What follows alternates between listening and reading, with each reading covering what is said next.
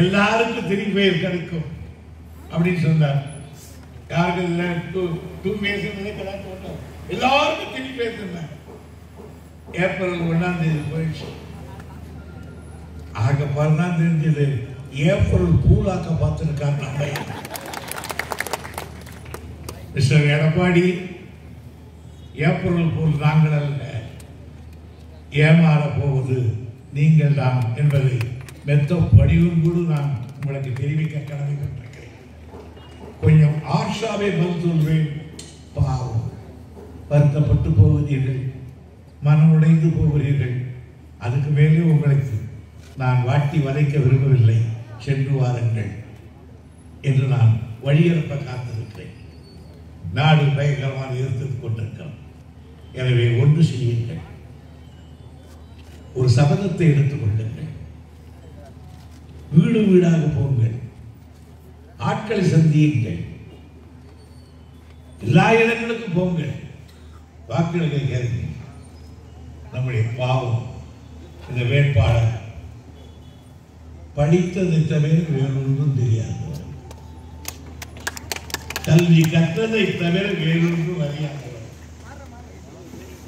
படிவை தவிர வேறு எந்த பணியும் அவருக்கு தெரியாது. நான் கூட முதலில் பார்க்கும்போது என்ன இப்படி இருக்கிறாரே என்று பார்த்தேன். எனக்கு கூட ஜி விஸ்வநாதன் விஐடியினுடைய துணைவேந்தரை நான் சந்திச்சேன். அவரை பார்த்து நான் சொன்னேன், என்ன விச்சு எனக்கு ஒன்று அவளை இம்ப்ரெசிவா இல்லையான்னு. அவர் சொன்னார், வள்ளுவர் சொன்னது எனக்கு தெரியாதா உனக்குண்டார், உருவு கண்டு எல்லாமே வேண்டும். வள்ளுவர் சொல்லியிருக்கிறார், ஆளை பார்த்து இடம் போடாதான் சொல்லியிருக்கார் அப்படின்னு சொல்லிட்டு விஸ்வநாதன் சொன்னார், அவர் ஒரு பெரிய அறிவுஜீவி, ஆற்றல் மிக்க மனிதர், திறமையானவர், புத்திசாலி. நம்மை போல் அவருக்கு படோடமும் தெரியாது, ஆனால் அவருக்கு பகுத்தறிவு தெரியும், அரசியல் தெரியும், அத்தனையும் தெரியும். அத்தனை தெரிந்த அடக்கமானவர்.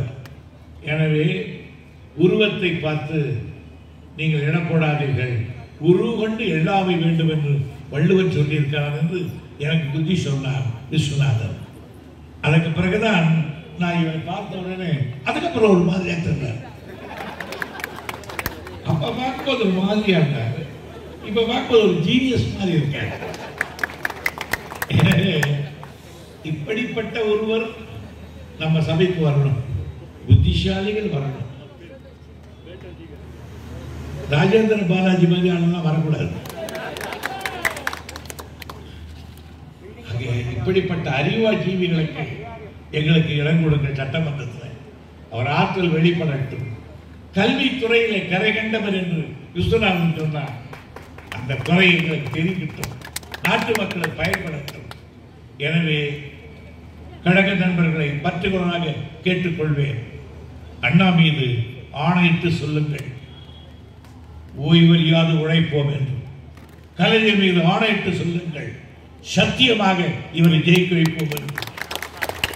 தளபதி மீது ஆணையிட்டு சொல்லுங்கள், உயிரை படைய வைத்தாவது இவரை ஜெயிக்க வேண்டும் என்று ஒவ்வொரு கழக தோழரும் சபதம் ஏற்க வேண்டும். இஸ்லாமிய சகோதரர்களை சொல்லுவேன், உங்களில் ஒருவர் என்று எண்ணாதீர்கள், நம்மில் ஒருவர் என்ற மனோபாவத்தோடு அவரை வெற்றி பெற செய்ய.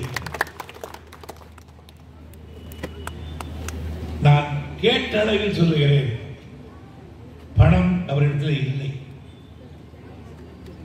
அவருக்கு விஸ்வநாதன் சொன்னா, கத்த நோட்டு கொடுத்தா என்ன தெரியாது. ஆளு சபைக்கு வந்து கத்த கொடுத்தா என்ன தெரியும். ரொம்ப I opinion don't me about you. அதனால நினைச்சு பார்த்தாங்க, வெற்றி பெறுவோம் நிச்சயமா, சத்தியமா, உறுதியா. வாணியம்பாடியில் நசீம் அவர்கள் வெற்றி பெற்றே ஆகிறார். இன்னைக்கு கதிரானந்துக்கு அந்த பக்கம் மல்லகுண்டா பகுதியிலிருந்து ராமசாமி ஒருத்தர் இருக்காரு, மல்லகுண்டா தலைவர், பழைய தலைவர். அவர் கதிரானந்த் எம்பி ஃபோன் பண்ணாராம், கதிர் நிலைமை மாறி போச்சு, பாய் ஜெயிச்சிருவாரு அப்படின்னு சொல்லி சில யோசனைகள் சொல்லிட்டு இருந்தாராம். ஆக தம்பி எங்கிட்ட சொன்னாங்க, அப்பா வாணியம்பாடி மல்லகுண்டா ஊர்ல இருந்தே அவர் ஜெயிக்கிறான்னு வந்துட்டா எல்லா ஊரையும் ஜெயிக்கணும்னு அர்த்தம் இருக்கு அப்படின்னு சொன்னார். ஆகையினால அவர் ஆமீன்.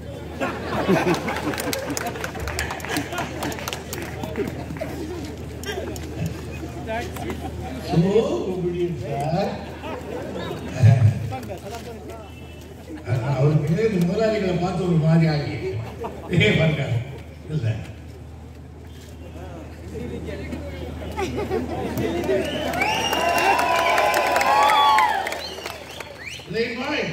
எங்களோட சட்டத்தை வைக்க வர்றீங்க, எங்களோட அமர்றீங்க, எங்களோட பேசுறீங்க, வெற்றி ஒன்று.